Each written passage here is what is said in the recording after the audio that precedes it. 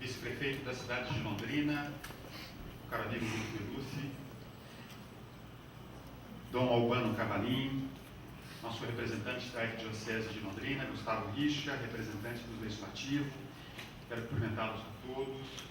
Quero cumprimentar de modo muito especial esta comissão organizadora desse evento, a começar pelo idealizador deste momento, que é o Carlos Escalassara, nosso conselheiro estadual, advogado, doutora Vânia Queiroz, nossa vice-presidente, professor João Batista, Rogéria Delicato, doutora Márcia Rodrigues dos Anjos, doutor Márcio Barbosa, enfim, todos os integrantes, esses abnegados desta comissão que conseguiu reunir aqui nomes e palestras da mais alta expressão nestes temas que aflige a todos nós, seja homem, mulher, criança, comerciantes, industriais, enfim, esse tema que permeia nossa sociedade de maneira tão grave e há tantos anos, e poucas pessoas, pouca gente consegue de alguma maneira dar aso às nossas aspirações de redução da criminalidade.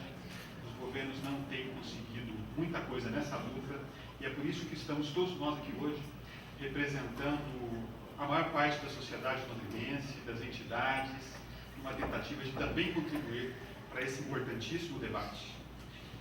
Pediram-me para falar um pouco sobre algum tema a respeito da segurança pública e escolhi talvez aquele que hoje seja o mais palpitante, que tem relação com criança e adolescente e segurança pública. A questão da redução da maioridade penal.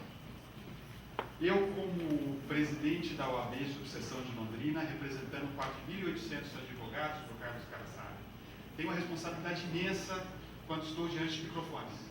Eu não posso simplesmente emitir a minha opinião pessoal ou sair por aí falando, porque a responsabilidade é muito grande.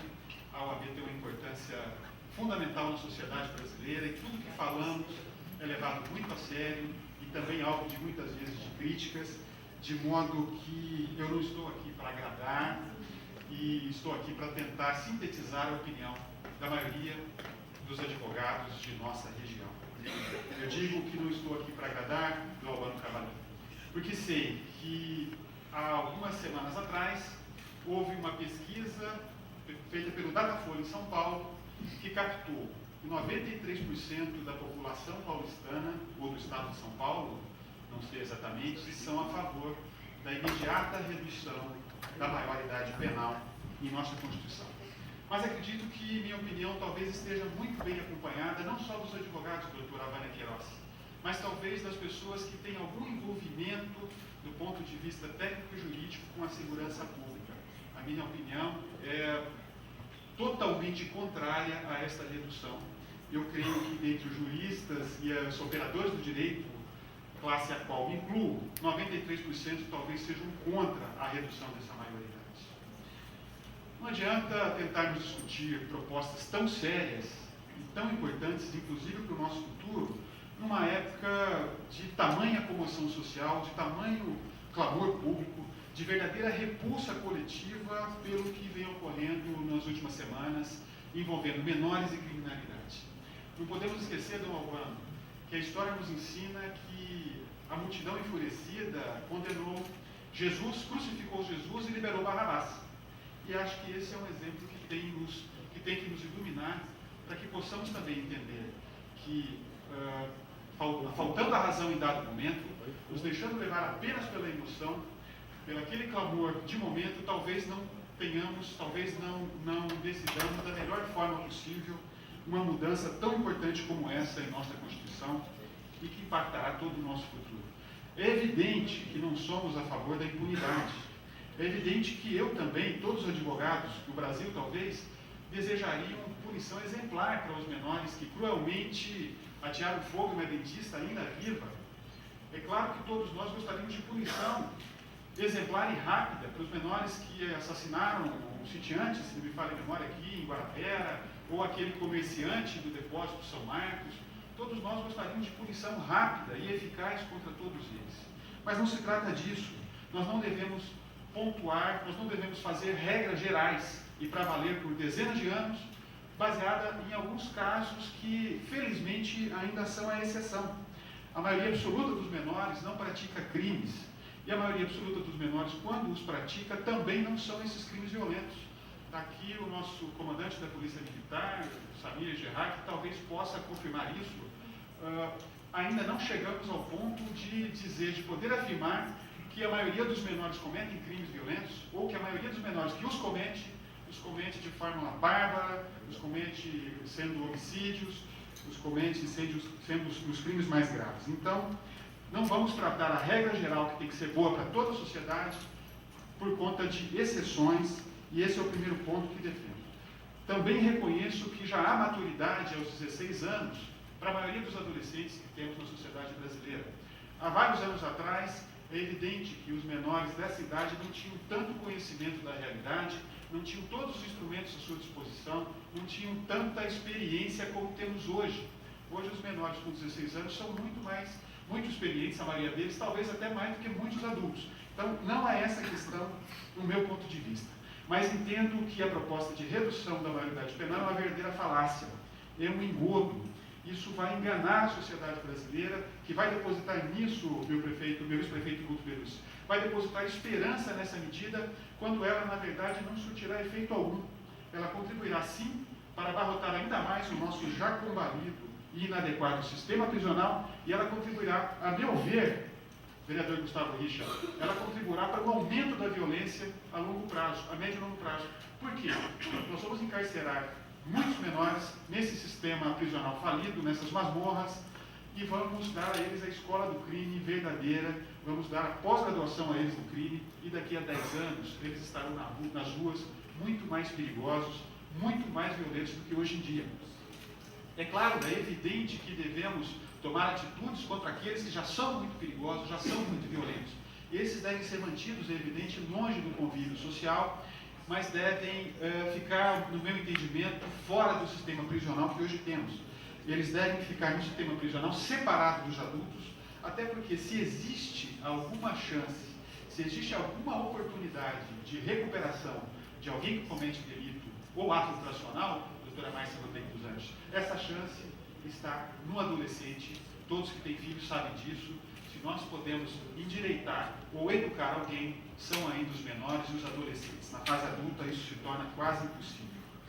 Então, eu pergunto a todos vocês, a nata da sociedade nordrinense, das mais variadas entidades, a representação verdadeira de nossa sociedade. Até quando nós vamos continuar nessa verdadeira política de enxugar gelo?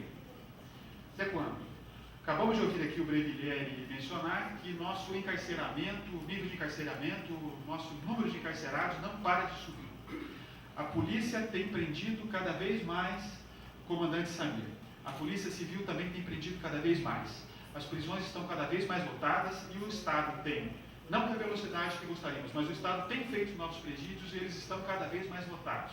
Como explicar isso e explicar que o crime continua a aumentar? Então, no meu entendimento, esta é uma política de se enxugar gelo. Quanto mais prendemos, quanto mais construímos presídios, mais o crime aumenta. Então, é importante que reconheçamos que algo está errado e algo está muito errado. Eu defendo, não uma mudança na Constituição, mas eu defendo que o Estatuto da Criança e Adolescente tenha de ser modernizado. Eu defendo que o ECA deva ser atualizado. Há mais de 2 décadas atrás, o ECA talvez fosse muito adequado, talvez seja uma lei de fato muito moderna, e ela é uma lei que, se vocês tiverem a oportunidade de ler, é uma lei de fato moderna e uma lei muito interessante, uma lei que deveria resolver boa parte dos problemas dos menores e adolescentes, mas ela não é cumprida. E olhe, ela não é cumprida em especial pelo poder público. Não pensem que são os menores e os adolescentes que violam o Estatuto da Criança e Adolescente. O poder público, e nós também enquanto sociedade, porque temos a responsabilidade constitucional de também participar da segurança pública e da educação, nós também falhamos. Mas os primeiros descumpridores do Estatuto da Criança e Adolescente é o Estado brasileiro, são os governos nos seus diversos âmbitos, e isso nós devemos reconhecer. Então, eu defendo que o Estatuto da Criança e Adolescente seja atualizado, eu defendo que haja apenas medidas socioeducativas com uma reclusão, entre aspas, não é reclusão, se manter o adolescente com um cometimento de delitos mais graves, de atos infracionais mais graves, mais tempo sob os cuidados do Estado, e não apenas 3 anos. Eu defendo que isso possa ser aumentado para os crimes para os atos infracionais equiparados a crimes hediondos e crimes mais graves, em benefício da sociedade. Mas eu defendo que o ECA seja cumprido naquilo que ele tem de bom, naquilo que ele tem de moderno, naquilo que ele tem de recuperador das crianças e adolescentes. Eu defendo que ele seja cumprido na íntegra pelo Estado brasileiro. Eu defendo também que haja um aumento de pena para o aliciador de menores, para o maior que, sabendo que há a possibilidade de se livrar a ocupar menores nos crimes, ou a aliciar o menor para poder executá-lo pessoalmente, eu defendo que essa pena seja aumentada, que essa pena seja tornada ainda mais grave, porque isso sim é o ato que mais nocivo, que causa mais dano, maior dano à sociedade brasileira. Então eu acredito que é hora de nosso Congresso Nacional chamar para si a responsabilidade, nosso Congresso Nacional assumir o papel para o qual foram todos eleitos, desde vereadores que também não participam diretamente dessa mudança numa lei federal como é, mas desde vereadores, prefeitos, deputados, senadores, todos, enfim, envolvidos na classe política, que se empenhem para que comecemos a discutir, como estamos fazendo hoje, vereador Gustavo Richa, para que possamos chegar ao aperfeiçoamento do Estatuto da Criança e Adolescente. Agora, ao meu ver, o mais importante, pergunto, quando é que os governadores vão entender, que os governantes desse país vão entender que a educação é o mais importante disso tudo? Quando eles vão entender que a educação é o que nos torna iguais, que só a educação confere às pessoas igualdade de oportunidades? Até quando vamos ficar sem que nossa classe política entenda isso? Até quando vamos ficar sem escola pública em período integral? Talvez essa mudança que seria mais fundamental na sociedade brasileira hoje, esta mudança, escola pública em período integral, ela equivale a milhares de novos policiais, ela será melhor que milhares de novos policiais nas ruas, ela será melhor do que centenas de novos presídios, ela será melhor que uma mudança de dezenas de leis. Eu posso garantir para todos vocês isso. Muito obrigado.